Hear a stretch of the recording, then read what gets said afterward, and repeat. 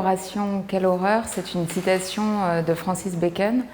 En fait, j'avais lu des entretiens de lui dans lesquels l'intervieweur lui posait une question sur un conseil qu'il pourrait donner à un jeune peintre.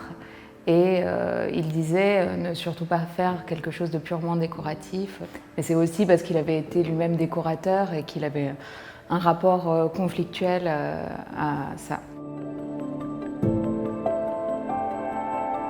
Il y a un enchaînement de salles.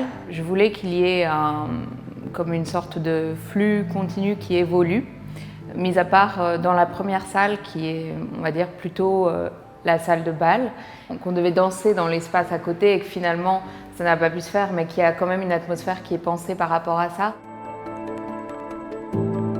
Alors je suis venue en repérage, j'ai observé le lieu, je me suis baladée également dans les alentours et puis je me suis renseignée un petit peu sur son histoire. J'essaye de m'imprégner de tout ça.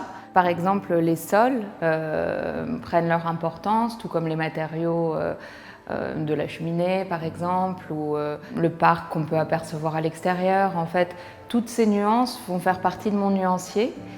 Et également d'autres choses que j'ai observées dans la zone industrielle, les couleurs de la tôle, de certains hangars, des choses comme ça en fait.